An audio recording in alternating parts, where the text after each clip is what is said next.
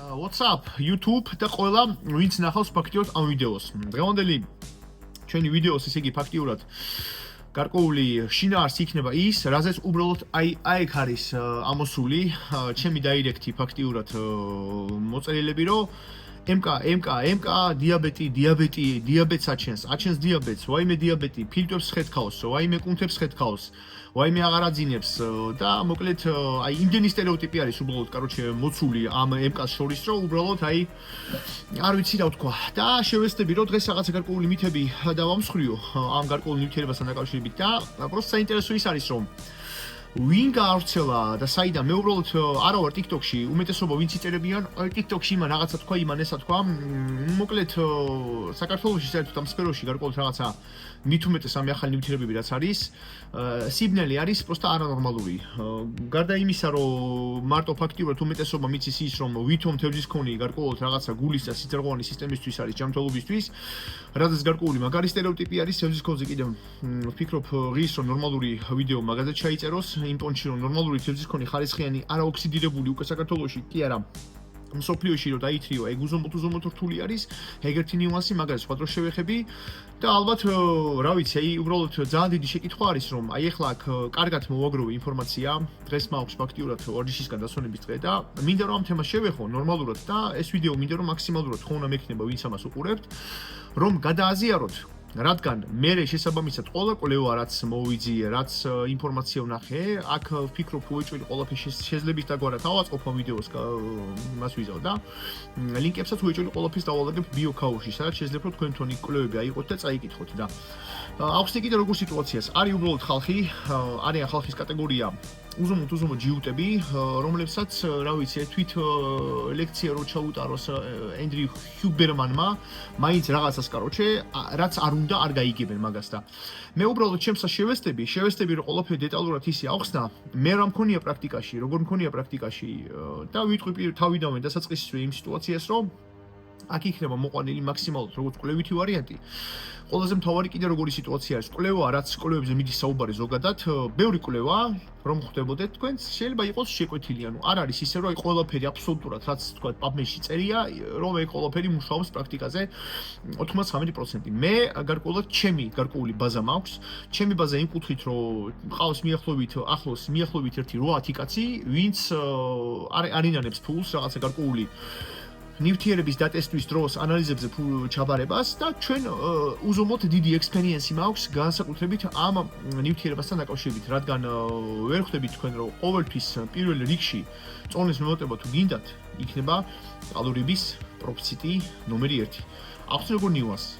მე პირიქით შემიძლია ვთქვა, მე ვარ ის კატეგორია ადამიანი, რომელიც სულ ვებრს ვიპირიქით მადას და რაც შესაბამისად თქვათ, აი სანამ გავიცნობდი რაღაცა გარკვეულად ჯგუფს, პრეპებს, როგორიც არის თქვათ, სემაგლუტიდი, ტიზეპატიდი, რეტატრუტიდი, ძალიან ბევრი დარღვევა მქონა კვებისა. დარღვევის შემდეგ მე მაგარი ფსიქოლოგიით ვიყავი ცუდად იმ პონჩში, რომ აი რაღაცა თქვათ, ნებისყოფა რაღაცა ვერ შევიკავე თავი, რაღაცა თქვათ, დავარღვიე, ვიყავი საშინად. ანალოგიურად არიან კატეგორია ხალხი, რომლებიც პროსტა უბრალოდ აი ვერ ჭამენ საჭმელს, ანუ ვერ ჩასდით, აი დღეში რო ჭამენ მაგალითად თქვათ 300, 500, 400 კალორიას, всё, აი იკეტებიან.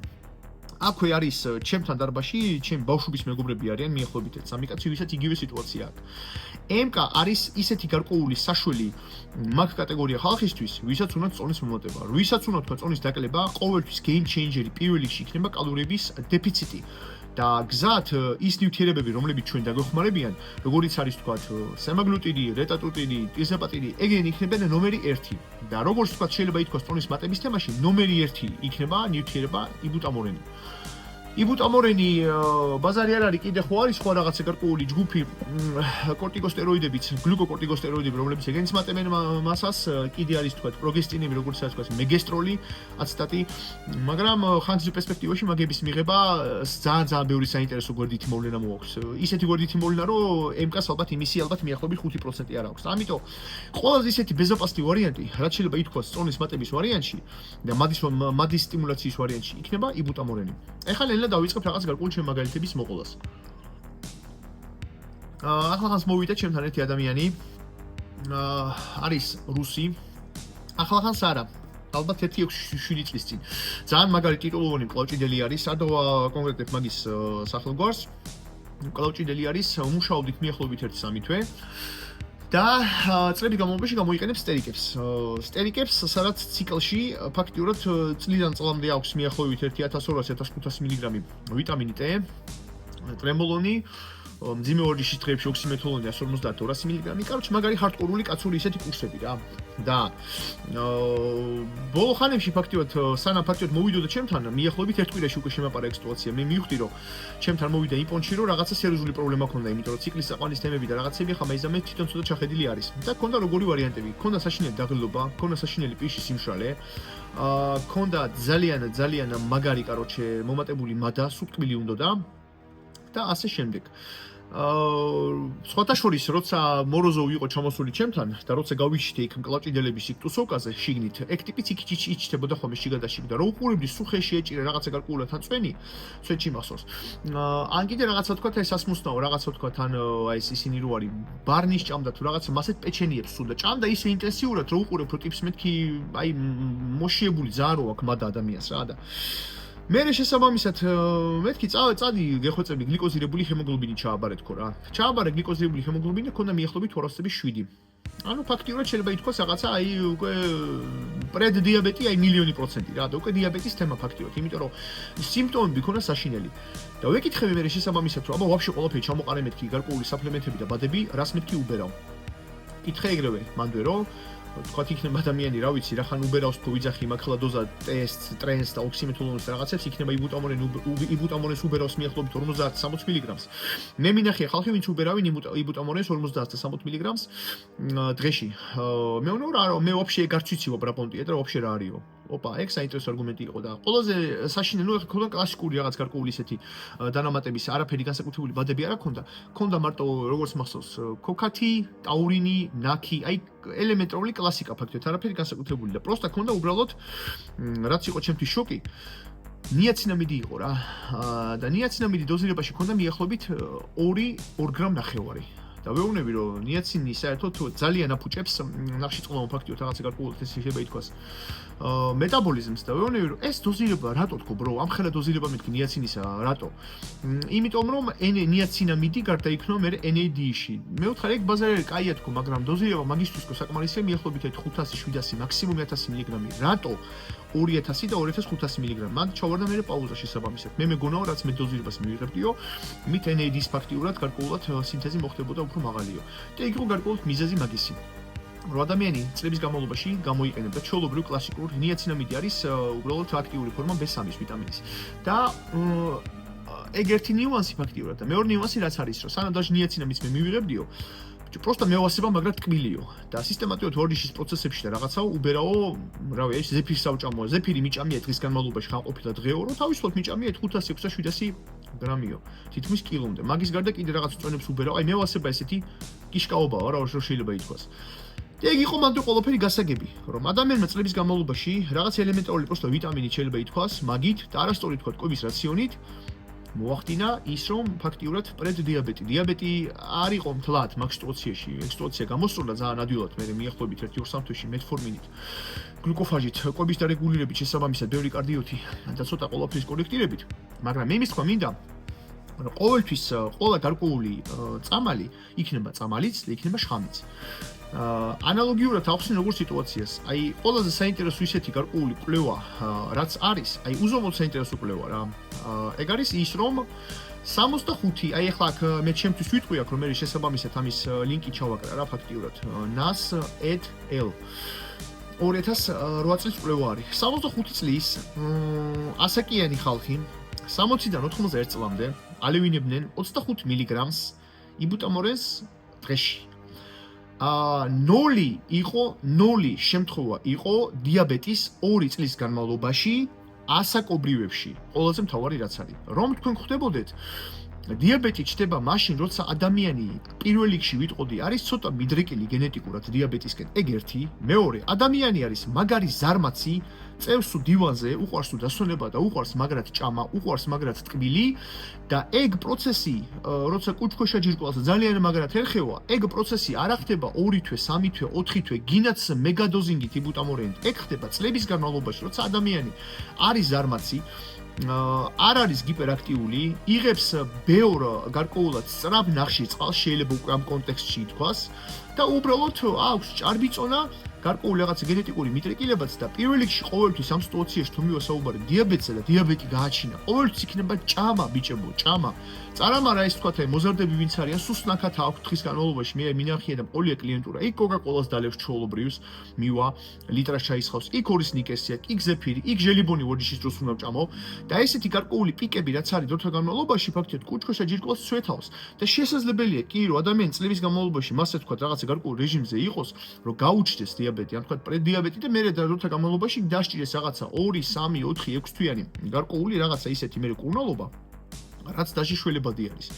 რა შუაში არის მან გარკვეულად ესე იგი გამოდის იბუტამორენი.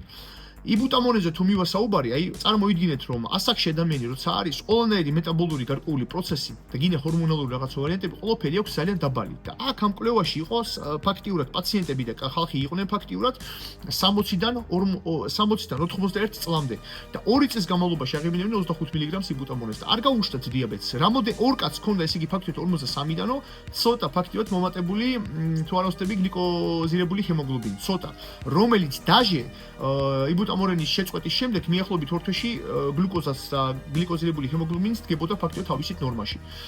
ამიტომ რაც შეიძლება ითქვას ზოგადად იბუტამორენზე ან ზოგადად გინას სხვა რაღაცა გარკვეულ ნებისმიერ ნივთიერებაზე ყოველთვის აქვს მნიშვნელობა კონტექსტს, გენეტიკას, დოზირებას, ხანგრძლივობას და იმ პროცესში ადამიანი რას აკეთებს და როგორ თქვათ გარკვეულად აქვს კვების რაციონი.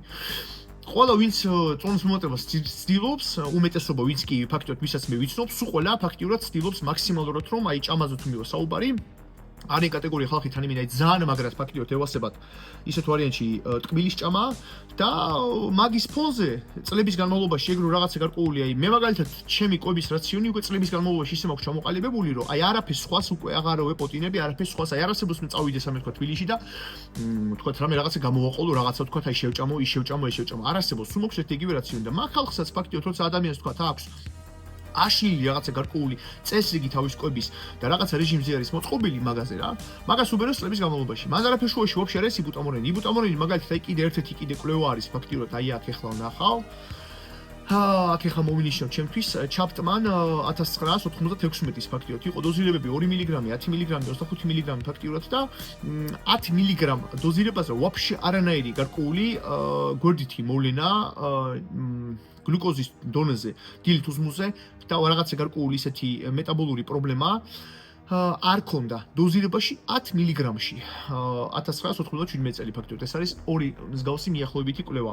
ანუ ისევ და ისევ თუ მივასაუბარი რაღაცა გარკვეულ ვარიანტში თქვა, როცა თქვა იბუტამორენს უბერავთ და მეტი ფაქტობრივად თრეულობს იმ თემაში, რომ უფრო იბუტამორენი ზგან მიიღოს რაღაცა მადის კონტექსტიან, რომ მადა მოემატოს, რომ შესაბამისად თქვა მძიმე ვორჯიშის წინა კარგად ჩაიტვირთოს, კარგად ჭამოს საჭმელი, ან თქვა უფრო მადის მომატების თემაში და მასა თემებში 10-15 მგ რო თქვა რა კოსმოსურად იგზნობა თქო, არა. მატებს მადას, გზნობიარობა ყოველას ფაქტიურად რაღაცა გარკვეული რეცეპტორების იქნება გრელინის თუ ლეპტინის ზოგადად. ყოველას აქვს ძალიან ინდივიდუალური. და ამიტომ იგივე სიტუაცია რა ვიღოთ. მადა რო ვიქცნოთ თქვა ჩვენი იბუტამორენისაგან, ჩვენ უნდა მივიღოთ უხეშად თქვა აი ინდივიდუალურად ვიღაცა თქვა ადამიანს, მე მაგალითად აი 15 მგ რომ იმიღია, კანკალი მაქვს მიახლოებით 1 საათში, ისე მშია რომ აი მათ შევას ვანგრევ. არის თქვა სხვა ჩემი მეგობარი რომ ეს 15 მგ-ზე რავი ცოტა თითქოს ცოტა ეფექტივი გზენი იყო, მაგრამ იმას ჭირდება უფრო მიახლოებით 1 ალბათ 30 მგ. დოზირება. იგივე სიტუაცია როგორც შევეხოთ შეიძლება ითქვას თქვა აი თქვა სემაგლუტიც. არის ადამიანი რომელიც 250 მიკროგრამს იკეთებს მაგას თქვა წონით მიახლოებით 100 კილოგრამი და აი მადას ამ თქვა რომ სიო დაკეტა და თავს გზნობ იმენა ვაფშე იდეალურად და არის კატეგორია ხალხი რომლებიც არის მიახლოებით 130 კილო მიიღო დაჟე დოზირება მიახლოებით თქვა იგივე რაოდენობა რაღაცა და ვაფშე ისეთ თემაში ისე დაიკეტა მადის ვარიანტი ცოტა ავირია, იმიტომ რომ აქ ახლა მესიჯები მომაყოლეს, პროსტა გადარევასაო რა. ანუ დოზირებას იმას ვამბობთ, რომ ზოგი თქვა რაღაც დოზირებას იგზნობს ძალიან მკვეთრად, ვიღაცა ვერ იგზნობს, ვიღაცას უნდა ინდივიდუალური დოზირება. ამიტომ რაც შეეხება თქვა იბუტამორენის ვარიანტს, იგივე სიტუაცია არის. ზოგადად იბუტამორენი უფრო არ განიხილება იმ სიტუაციაში, რომ რაღაცა გარკვეულად უფრო მადის თემაში, უფრო განიხილება იმ პონჩში, რომ ეწევა ბუნებრივ ჩვენს ენდოგენურ ზრდის ჰორმონს, მერე შესაბამისად ხდება რაღაცა გარკვეული ბუნებრივი ენდოგენური კონვერსია ფაქტიურად IGF-ში. რომ ეგ გარკვეული რაღაცა ჩვენ დადებითი ბენეფიტები მაგისი მივიღოთ, როგორც თქვათ, აი უკეთესი თქვათ, აი ძილის გაუმჯობესება, რაღაცა გარკვეული ყესების და სახსრების რეგენერაციის თემა, რაც კლასიკურად ფაქტობრივად ახასიათებს ზრდის ჰორმონს და სხვა რაღაცა გარკვეულად ზრდის ჰორმონის სეკრეტოგოგებს. ამიტომ ისეთი თემა არის ფაქტიურად, რომ ეგ არის უფრო მადის თემა, არის უფრო side effect-ის პონტი და შესაძლებელი კიდე არის როგორი სიტუაცია ფაქტიურად. თუ ვიღებთ დოზირებას მიახლოებით 20 მილიგრამის ზევით იბუტამონეს და ვიღებთ მიახლოებით 1 თვეზე ზევით, ახასიათებს როგორი რაღაცა. დროებითი ფაქტიურად, დროებითი რაღაცა მოყალბო გლუკოზის ცოტა მაღალი მაჩვენებლის ჩვენება დილით უზმულზე. ეგ არის მსგავსი მიახლოებით ისეთი სიტუაცია, აგიხსნით მაგას, ანუ როცა ვანებებთ თქვათ დალევას, დილით უზმულზე გლუკოზას როცა ვიზომოთ, თქვათ შაქრიჟონს როცა ვიზომოთ, ხდება ჩვეულებრივ მე მაგის დაქვეითება თავისით, ვაფშე არანაირი მედიკამენტი და მაგისთვის საჭირო არ არის. ეგ არის მიახლოებით იგივე თემა, როგორც ფაქტიურად, აი რო ვიღებთ თქვათ ჩვენ ყავას, ყავა ეწევა წნევას, მაგრამ ეგ იმას ხო ნიშნავს, რომ ეგ წნევა მე სურჩება და всё გომართება გარკვეულად, რა ვიცი, ჰიპერტენზია და პრობლემები გარკვეულად გულის და სიზრღვონის სისტემასთან დაკავშირებით რა.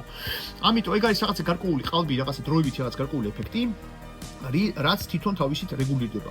თუ მივა საუბარი გარკვეულად რაღაცა გარკვეულ დოზირებებზე და მივა საუბარი ხანგრძლივობაზე და ვიღებთ ჩვენ მაგას ადეკვატურ რაოდენობას, ანუ დროის ვარიანტში, აი უხეშად ვიტყოდი როგორ სიტუაციას. რაც ადამიანი არის უფრო მძიმე, ну ალბათ იქნება საკმარისი თქვათ, აი 100 კილო ტიპი რო ავიღოთ მიახლოებით 10-15 მილიგრამი ზრდის ჰორმონისთვის და IGF-ისთვის მაქსიმუმ 20 მილიგრამი იქნება საკმარისი. ეხლა რაც შეეხება თქვათ ხანგრძლივობას. ხანგრძლივობის ვარიანტი იქნება მანდაც საკმარისი მიახლოებით 1-2 თვე ნახევარი 3 თვე. თუ თქვათ თქვენ ძალიან ნერვიულობთ და ძალიან ღელავთ, შეგიძლიათ თქვათ საწყის ეტაპზე წახვიდეთ, ჩააბაროთ გლიკოზირებული ჰემოგლობინი. მერე შესაბამისად თქვათ, აი MK-ს მიღების შემდეგ, როცა გავა მიახლოებით მინიმუმი იცოდეთ 1-2 თვე, მაინც მიდიხართ ისევ გლიკოზირებულ ჰემოგლობინს აბარებთ და ნახულობთ სხვაობას. თუ სხვაობა არის ძალიან მიზერული, ეგ იმას ნიშნავს, რომ ვაფშე პრობლემად შეგიძლიათ მიახლოებით 1-2 თვე კიდე გააგრძელოთ მაგის მიღება. თუ რაღაცა ძალიან პატარა თქვა აწევა მოხდა და რაღაც ვარიანტში აიწია, რაღაცა ძალიან დაბალი პროცენტულობით 1-2%, ეგეც არაფერს არ ნიშნავს განსაკუთრებულს, ეგეც პროსტა ისეთი რაღაცა გარკვეული დროებითი მომენტი არის, როცა თქვენი ბუტამონის მიღებას თქვა შეეშვებით და შესაბამისად ეგ დაждდება თავის ნორმაში. რაც შეეხება ხა ყვების ვარიანტს და ბევრი კიდე ამობს იმ სიტუაციას, რომ როცა ვიღებ შესაბამისად იბუტამონეს, ეგ ხშირი შეკითხვა მოდის. ბერბერინი უნდა მივიღო თუ არა, ან თქვათ ქრომიუმის პიკოლინატი. ნუ აი ბლядь, მანდაც. ბერბერინი შეგიძლიათ მიიღოთ, მაგრამ ისევ და ისევ. უმეტესობა ვინც ამას კითხულობენ და ვინც ამას ფაქტიურად ძიობენ ამ ინფორმაციას, ცხოვრებაში ვაფშე არ აქვს ჩაბარებული ანალიზი. არანაირი ვაფშე გლიკოზირებული ჰემოგლობინი სისხლისაერთო არ აქვს ჩაბარებული და უბრალოდ რაღაცას მოკრეს ყური, რაღაცას თქვათ მანდრაჟობენ და რაღაცა ვარიანტს პროსტა ვითომ ფიქრობენ, რომ რაღაცა დაემართებათ. ახსენ ნიუანს, თუ გინდათ რომ მაინც და მაინც ყველაფერს მიუდგეთ დეტალურად, ინდივიდუალურად, კი ბატონო, წადით საწყისა თავიდან და ჩააბარეთ გლიკოზირებული ჰემოგლობინი. შეგიძლიათ ჩააბაროთ, ნახოთ დილით აიღოთ თქვათ გლუკოზის დონე ნახოთ როგორც არის, მაგრამ უფრო გლიკოზირებული ჰემოგლობინი იქნება ნომერი 1 მაგ სიტუაციაში. და გამოასწორეთ თქვენი ყვების რაღაც გარკვეულად რეჟიმი. თუ რაღაცა ვარიანტში თქვათ MK-ს უბერავთ, გადადით უფრო შედარებით, რომ შეიძლება ითქვას რთულ ნახშირწყალზე, ანუ ან თქვათ ისეთ სიტუაციაში ნახშირწყლებს ცალკე სოლო ნუ მიიღებთ, რომ შესაბამისად თქვათ რაღაცა გარკვეული ინსულინის რაღაც გარკვეულის გამოსვლა არ იყოს ჭარბად. მიიღეთ თქვათ უფრო ისეთ ვარიანტში, რომ მაგალითად თქვათ აი ცილოვან ჩვეულებრივ კვებასთან დაბალანსებულად, არა ისე რომ თქვათ აი მიხვედით სახში, ქშიათ საჭმელი, დაჯექით და მიახლოებით 300-400 გრამი ზეფირი შეჭამეთ და მაგით всё დასრულდა რა ფაქტიურად. ამიტომ მაგეთ სიტუაციაში რა თქმა უნდა წლების განმავლობაში კუჩხოშა ჯირკვალს გაცლებით მეტი დატვირთვა დაადგება. ამიტომ დაბალანსებულად თუ ადამიანი იკვებება, თუ ადამიანი არის აქტიური, ადამიანი დაკავებული არის ფაქტიურად სპორტით, მე ვიტყოდი იმ სიტუაციას და უნდა ფაქტიურად წონის მატება და მადა ვაფშე არ აქვს და უნდა რომ ბუნებრივად დაბუსტოს თავისი ზრდის ჰორმონი, მაგ სიტუაციაში ყველაზე იდეალური ვარიანტი იქნება ადეკვატური დოზირება MK-ის მიღება. ზოგადად ეხლა თუ მივასაუბარი, საერთოდ გვერდითი მოვლენა და ისეთი რაღაცა თქვა side effect-ები არ არსებობს ვაფშე არანაირი ნივთიერება, საერთოდ ვაფშე არანაირი. რომელსაც არ აქვს გვერდით რაღაცა გარკვეული მოვლენა. იგივე სიტუაცია შემიძლია თქვა. რომ მივიდეს საუბარი თქვა გარკვეულ რაღაცა თქვა ინსულინზე, ინსულინის სახელს რო იგებენ, ეგრევე უკვე ჟუანტელი აყრით და ინსულინზე გავარდა არასწორად ხმა. ხმა გავარდა იმ პონჩი, რომ უჭკუოთ და უტვინოთ ვიღაცამ თქვა ბოდიბილდერმა, ვიღაცამ თქვა გამოიყენა ეგ არასწორი დოზირება, არასწორ დროს შესაბამისად თქვა რაღაცა გარკვეულად დაემართა რაღაცა თქვა ან კომა, ან რაღაცა გარკვეული ეს შეიძლება ითქვას შოკის ვარიანტი, გონი დაკარგა, შეიძლება ვიღაცა დაჟე გარდაიცვალა და всё დაადეს ფაქტიურად მაგ სიტუაციას ესე იგი ესეთი კრესტი რომ всё ინსულინი არის ყველაზე საშინელი, ყველაზე სახიფათო. სიმართლეში ინსულინს გამოიყენებენ ვაფშე გზევით ელიტა ვინც კი არის ნებისმიერ სპორტში, თუ მივასაუბარი დაჟე პერფორმანსზე, ყველაზე მაგარი ანაბოლური გარკვეული ჰორმონი, ყველაზე მაგარი ცეში და ყველაზე ძლიერი ყოველთვის იქნება რა თქმა უნდა ინსულინი, არც დისჰორმონი, არც ტესტოსტერონი, არა, იმენა ტრანსპორტის ჰორმონი, რომელიც აკეთებს ვაფშე ყოველფერს აღდგენის ვარიანტში, ალბათ აი ყველაზე მაგარ ეფექტებს, მაგრამ ვიღაცა მუჭკუოთ აიღო და ელემენტარულად ჩემს პრაქტიკაზეც მქონია ფაქტიურად. აი, ეუბნები ადამიანს თქვათ, რომ აი უნდა გამოიყენო ინსულინი მიახლოებით 3-5 ერთეული. 5 ერთეული. ყოფილა შემთხვევები, რომ აი ჩემ პრაქტიკაში იყო მიახლოებით 1 ალბათ 7-8 კაცი. ვინც თქვათ, აი მე შესაბამისად ნემს რო განახებენ, არის ამოღებული 5 გონიათ ერთეული. 50 რო აწერიანი. 5-იანი არის და გვერდზე არის 0 და 5 სიმართლეში აი 10 რო არის, 10-ის ქვეშ არის, ანუ არც კი. ანუ ბევრს გონია რომ რახან ეს ზრდის ჰორმონი ინსულინის ნემს რო გაიკეთებ თქვა 1 ან 2 ერთეულს და უნდა ამოიღო თქვა 20-მდე. ბევრს ინსულინზეც გონია ფაქტიურად რომ აი როცა ამოიღებ თქვა შენ 2-ს, ის არის 2 და არა 20 და სიმართლეში ინსულინის ნემსი ქვია სახელი. ანუ იქ რო აწერია ინსულინის რო არის 10, 20, 30 და 40, ეგ არის 40 და 50 ერთეული. და გარკვეული საიდ ეფექტები მაგ თემაზე რაც ხდება, ადამიანი პროსტა უცოდინარი რო არის და პროსტა გონია რომ თავი ჰქონია და რაღაცა თქვა შეცდომას მე უშვებს, მე იმ შეცდომას რაღაცა ვარიანტში უნდა რომ სათავისოდ რაღაცა ვარიანტში გადააკეთოს და რაღაცა თქواس. ეს არის ადამიანის ჩვეულებრივი გარკვეული ფსიქოლოგია. მეც ბევრს არ უყვარს თავის გარკვეული რაღაცა შეცდომების აღიარება რაღაც ვარიანტში. ეგ ინსულინის ფაქტორი. მეორე ფაქტორი თქვა, იგივე სიტუაცია ავიღოთ თქვა ტრემბოლონი. ჭარბი რაოდენობა. მე ვიცი და აი ეხლა ამ წუთასაც მიახლოებით არიან საზოგადოებრივი ჩემი 13 მეგობარი, რომელიც წლების განმავლობაში იღებენ იმას ტრემბოლოს, მაგრამ იღებენ დაბალ დოზირებას მიახლოებით კვირაში ტრენმა რო გააკეთოს თავისი გარკვეული რაღაც ანაბოლური დადებითი ეფექტები, ყურადღებით უსმინეთ. საკმარისი არის სპორტსმენების გარკვეული ისეთ ვარიანტში შეიძლება ითქვას кейსები 30-50 მილიგრამი კვირაში. ეგ არის ის სიტუაცია, როცა ანაბოლურ რაღაც გარკვეულ ეფექტებს იძლევა, მაგრამ საიდ ეფექტებს თითქმის ვაფშე არაფერს არ იძლევა. მაგრამ ისე და ისე ეს ვარიანტები არავინ არ იცის. იგივე სიტუაცია შეიძლება ითქვას ტესტოსტერონზე. თუ მივასაუბარი რაღაცა თქვა ხშირი შეკითხვა მოდის რომ ტესტოსტერონის თქვა გარედან მიღება, მე ასაკში უიჭველი რაღაცა გარკვეული პრობლემებს გამოიწვევს პროსტატასთან დაკავშირებით, პროსტატის გიპერტროფიას და ასე შემდეგ. აი, მანდაც არასწორი კონტექსტი არის. თუ მივასაუბარი TRT-ზე, ტესტოსტერონ რეპლეისმენტ თერაპიაზე, თუ მივასაუბარი ჰორმონ შემცველ თერაპიაზე, აი, ჰორმონ შემცველ თერაპიაზე და ვიღებ ჩვენ უხეშად მიახლოებით კვირაში 100-125 მილიგრამს, რაც არის ადეკვატური ფიზიოლოგიურ ნორმებთან უხეშად. ერთი ჯერჯერობით დამტკიცებული არანაირი ნორმალური კვლევა არ არის ვაფშე, რომელიც ეგ დოზირება გააჩენს რაღაცა გარკვეულ პრობლემებს პროსტატასთან დაკავშირებით. თუ მივასაუბარი ახლა სპორტზე აქტიურზე, სადაც დოზირებები გამოყენება 500 მილიგრამზე ზევით, იქ შესაძლებელია კი. ამიტომ ისევ და ისევ იბუტამორენი იქნება, რა ვიცი, იქ მასტერონი იქნება თუ ვაფშე რაც იქნება ნებისმიერი სტერიკი. ყოველთვის კონტექსტში იქნება ყოველთვის დოზირება. არ არსებობს რაღაცა გარკვეულ ის ვარიანტში ცუდი, რაღაცა თქვა გარკვეულ ვარიანტში კარგი. იგივე სიტუაცია. მეტი წილი რაც ადამიანს გარკვეული რაღაცა ჯანმრთელობის პრობლემა უფრო მოსდის, ალბათ უფრო ვიტყოდი, რომ ჩვეულებრივი ისეთი რაღაცა ფიზიოლოგიური მოთხოვნილებისგან. როგორიც არის თქვა. როცა ადამიანს თქვა, აი, არ ზინავს ნორმალურად ან ძილი აქვს ვაფშე დარღვეული, მაგ ადამიანს ექნება ჯანმრთელობის პრობლემები. ადამიანს, რომელსაც აქვს არასწორად დალაგებული ფაქტიურად კვების რაციონი. არასწორად ჭამს რაღაცა გარკვეულად საჭმელს და უფრო აი განსაკუთრებით საქართველოს თუ შევეხებით, ჩვენი რაღაცა გარკვეული ტრადიციული წესებიდან და რაღაცა გარკვეული ტრადიციული კვების ეთიკიდან გამომდინარე, რასაც უმეტესობა ხალხი ჭამს. აი ყოველდღე თქვა, ვიცი ოჯახები რომ ყოველდღე ჭამენ თქვა რაღაცა გარკვეული თქვა შეიძლება ითქვას ხაჭაპურებს, რაღაც გარკვეულად მწვას, აი ჩაქაფული ევასებათ ჭამის ვარიანტი. ეგ წლების განმავლობაში მასეთი კვება ზოგადად ჯანმრთელობას თუ მივასაუბარი, იქ ძალიან ბევრი ცხიმი არის, ძალიან ბევრი ნახშირწყალია. ნუ არ არის რა, ეგ მთლად ჯანმრთელობას თუ მივასაუბარი ნორმალური ვარიანტი. და ამიტომ ისევ და ისევ ყველაფერში უნდა იყოს გარკვეული ზომიერება.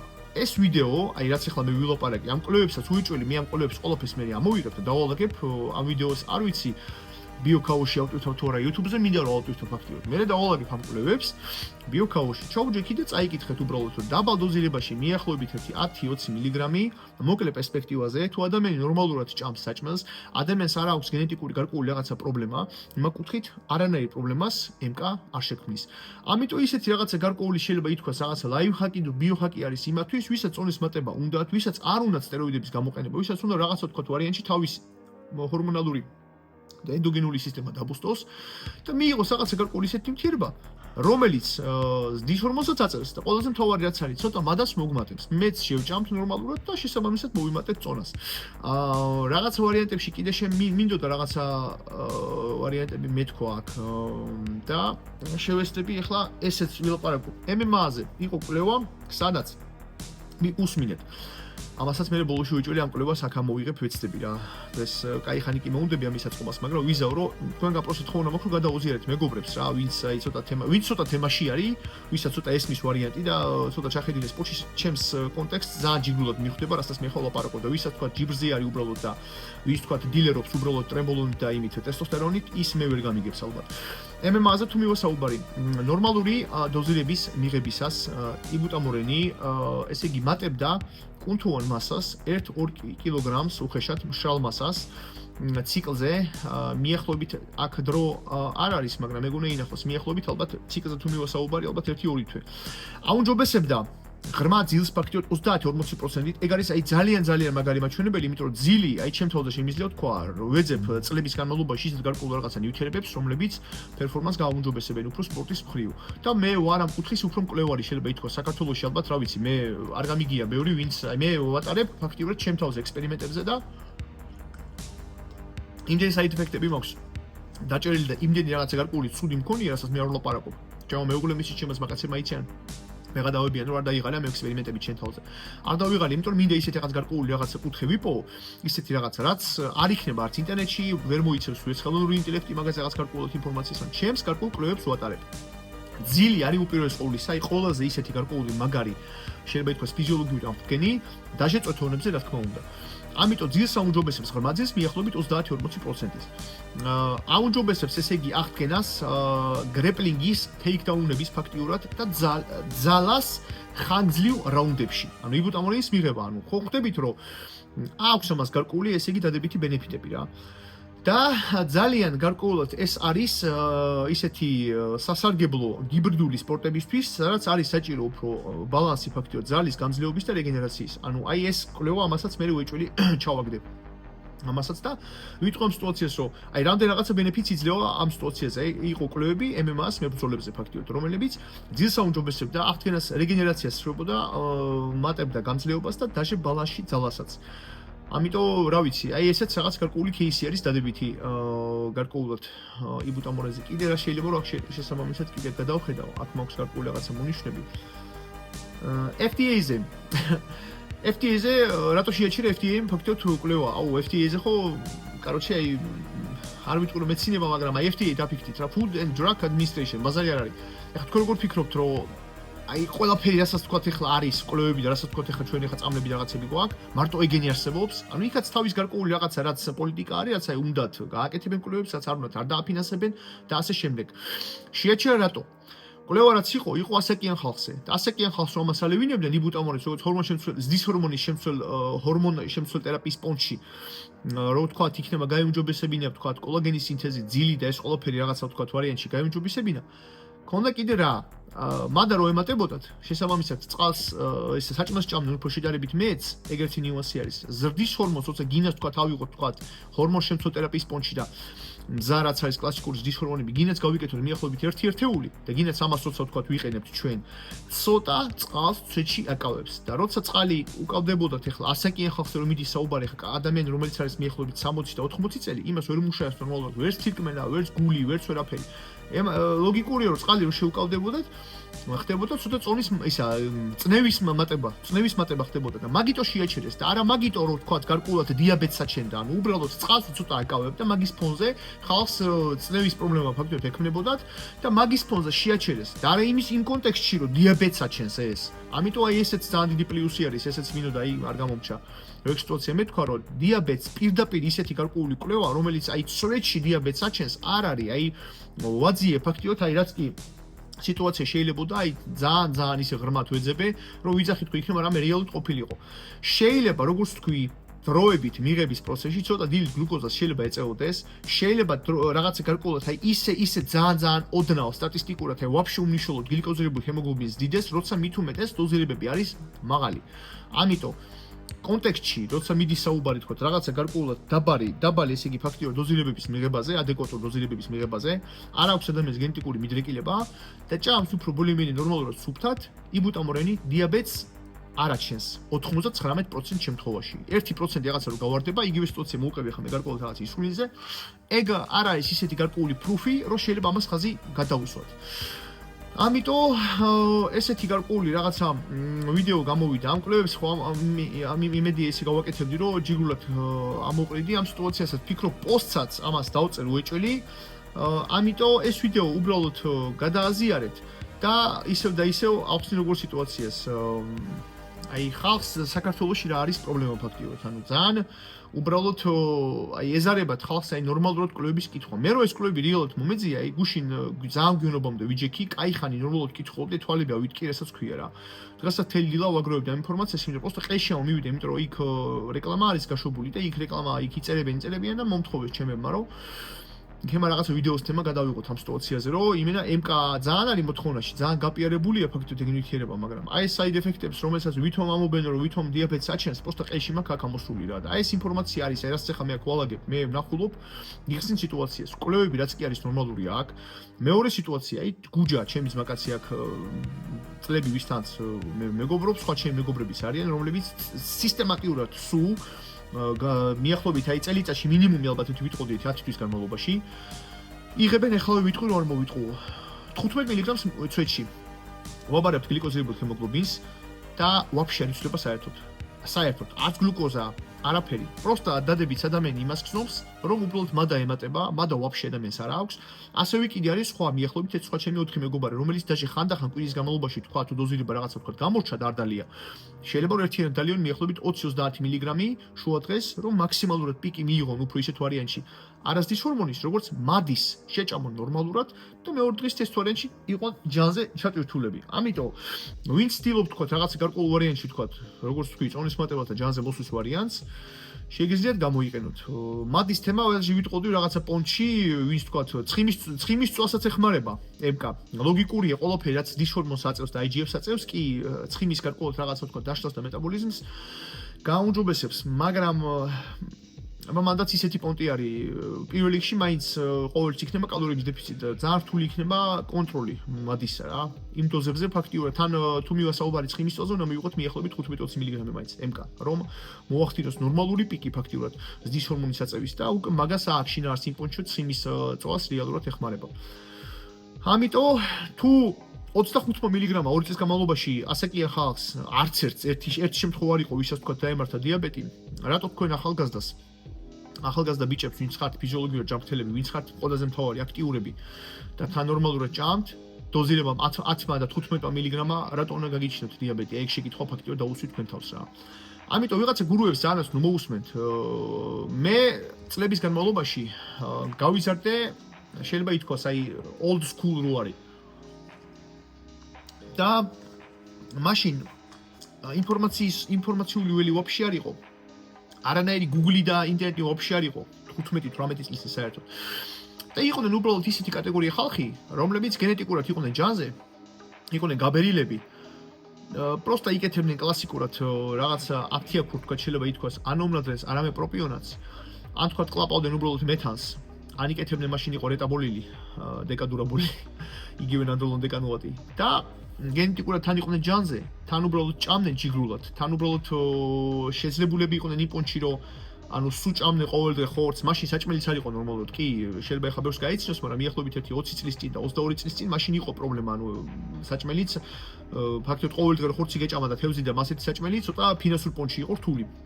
იყვნენ შეძლებულები მაგ პონჩი ყოველდღე სვამობდნენ რომ ხორცს ჭამდნენ რაღაცა და ვაუ ხდებოდა ის რომ მაგარ ჯანზე მოდიოდნენ და მასეთებს უსმედით ჩვენ მასეთები კროცავდნენ იმას რომ თუ გინდა რომ ფაქტიოდ მასა მოიმატო უეჭველი უნდა გააკეთო 6 როა გამეორება თუ გინდა რომ გამოშრე უნდა უეჭველი გააკეთო 12-15 გამეორება 15 გამეორება შესაბამისად შენ თუ გააკეთებ მაგალითად უნდა შესაბამისად თუ გააკეთებ მაგ სიტუაციას უნდა გამოშვება თუ გინდა ფაქტიურად უნდა ჭამას მნიშვნელობა არ აქვს შეიძლება ისე გააკეთო, რომ ივარჯიშო რომ მიახლოებით 15-20 გამერობა გააკეთო და ცხიმი გარდაქმნა, ესე იგი ფაქტიოდ კუნთად, აი ესეთი ზღაპრები და კიდე ამას წინათ ეხლახანს ტიპი მოვიდა, ეხლახანს მაინც რაც ეხლა არის თქვა, ხელოვნური ინტელექტის გარკვეული გაფილტრა ესე იგი ფაქტიოდ ინფორმაციის და რაც კი ეხლა შეიძლება რომ წაიკითხო, მოვიდა ეხლახანს ტიპი თანაქალაქელი ჩემი და მიმტკიცებდა კაროჩე რომ იმენა თუ გინდა რომ აი დელტები დაიბურთო და ესე გაიზარდო როგორც ქონა მარკუს რულხს და იმათ დაჟე ვარჯიშსაც არანაირი მნიშვნელობა არ აქვს, პროპიონატი უნდა გაიკეთო უეჭველი მანთ. ამიტომ ესეთ სიტუაციებს მაინც და მაინც ტიპებს რომლებიც ცოტა ჯანზე არიან რო შეხედავ თქვა და რაღაცა გარკვეული შეჯიბრი აქვს მოგებული და რაღაცა მშრალი ბიცეპსი აქვს 44 და 45 სანტიმეტრი, ეგ არა ეს იმის არგუმენტი რომ მაგან უეჭველი იცის ყველაფერი ჯიგრულად. ამიტომ მაინც ვიტყვი ერთ ნიუანსს, მე არ ვამბობ და არ მაქვს პრეტენზია რომ მე ვიყავ ყველაზე ჭკვიანი და რა. მე უბრალოდ ჩემს გარკვეულ რაღაც ექსპერიენს ხალხში ვაზიარებ, რაც მე მაქვს უბრალოდ. შეიძლება რაღაცაში მევტყუოდე, შეიძლება რაღაცა მე ვთქვა გამომრჩეს ჩვეულებრივ ადამიანები ვართ და შეიძლება რაღაცა გარკვეული მოსაზრება და რაღაცა თქვა წლების განმავლობაში რაღაცაზე აზრი შევიცვალოთ, მაგრამ ამაზე არის ესეთი დეზინფორმაციის გავრცელება უბრალოდ ამაზე და პირიქით კი დადებითი ინფორმაცია ფაქტიურად რაც შეეხება თევზის კონზე, აი ეგ უბრალოდ მაცინებს იმ პონჩი რომ თევზის კონს საზოგადოებრივ დასცინია ნორმალური ფაქტები, ვინც კი არა ნორმალური თქვა თან ბიოლოგებიან თქვა ნორმალური გარკვეულად ისეთი აი რეალურად ხალხი ვინც მეცნიერებასთან მეგობრობს დასცინიან თევზის კონს, იმიტომ რომ ოქსიდირდება და ყროლდება, ფუჩდება. თევზის კონი ვაფშე უნდა ინახებოდეს მაცივარშია. თქვენ თუ შედიხართ რომელიმე საკვები დანამატების მაღაზიაში და ის დევს უბრალოდ სარმე უბრალოდ კარატაზე, ის უკვე გაფუჭებული 95%-ია. ის უნდა ინახებოდეს მაცივარში და სარგებლის ნაცვლად უპირიქით ვიღებთ ჩვენ რაღაცა გარკვეულად ისეთ ოქსიდირებულ გარკვეულ პროდუქტს, რომელიც ოქსიდაციურ პროცესებს პირიქით ზრდის. და იმაზე ფაქტიოდ არავინ არ ლაპარაკობს და მაგაზე აქებენ და ადიდებენ კიდე იმას, რომ ცინკი მატებს ტესტოსტერონს, ტრიბულუსი მატებს ტესტოსტერონს, ცოტა გამოვიდეთ ქართველები აი ამ მდგომარეობიდან, ცოტა სხვანაირი კუთხით განვითარდეთ. აი ისე დონეზე მიდის ფაქტიოდ ეს გარკვეული ფარმაკოლოგია წინ, რომ აი რას არის გონებენ უბრალოდ რა. აი სამაგეგონისტი რო არის რეტატურდიდი, პროსტა მაგას ვინ წარმოიდგენდა მიახლოებით 15 წლის წინ, გინდა 10 წლის წინ ფაქტიოდ, რომ აი იქნებოდა ხელმისაწვდომი სასწაულად წვავს ცხიმს, მადას კეტავს და რავი რას არ კეთებს და ვაფშე არ არის მაგაზე საუბარი ფაქტიოდ. არის საუბარი ცინკზე, თევზის კონზე, ბეციაზე, გლუტამინი და არგინინი ფაქტიოდ. მე მინდა რომ უფრო ისეთი ინფორმაცია გაგიზიაროთ, რაც უფრო თანამედროვე არის ფაქტიოდ და თან აი კვლევებიც არის, თან აი გარკვეულად მე თვითონ რასაც ექსპერიმენტებს ვატარებ ჩემ თავზე, ჩემ სამეგობროზე, კი ჩვენ ეს თემა ჩვენთან თქვა გვინდა ვაკეთებთ ამას ჩვენ თვითნებურად, გიზიარებთ თქვენ ფაქტიოდ. ამიტომ ემკისა ნუ შეგეშინდებათ ადეკვატური დოზის მიღებისას და ადეკვატური ხანგრძლივობით ფაქტიურად.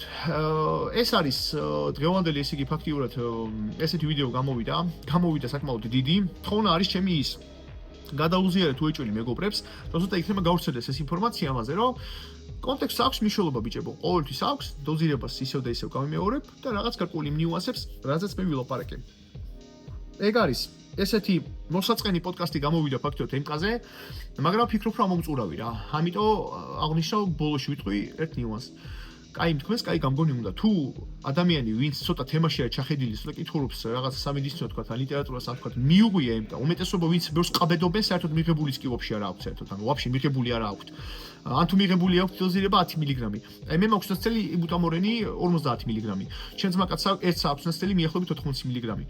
და ვაკვირდებოდით ძალიან ბევრ რაღაც გარკვეულ პროცესებს რა. აი ამ არანორმალურ მადის მატებასთან კიდე სხვა რაღაცებს და აი ადამიანი ვისაც ესეთი რაღაცა თქვა არ გაუკეთებია და ერთხელ რაღაცას დალევს და მე უცებ რაღაცას თქვა ანალიზ ჩააბარებს და თქვა როგორც თქვი ალბათ აქვს დროებით აწეული თქვა დილით რაღაცა ვარიანტი თქვა გლუკოზის დონე გონია რომ დიაბეტი გაუჩნდება ეგ არ არის მას იგივე სიტუაცია როგორც ყავა თქვი ყავას რო სვავთ წნევა იწევს მაგრამ მე 2-3 საათში წნევა ისევ რეგულირდება ამიტომ ნუ შეგეშინდებათ ეგ სიტუაცია და ყველაფერს მაქსიმალურად მივდექით ჭკუით ეგ არის რა ფაქტობრივად ყველას დაგემშვიდობებით დროებით ადიოს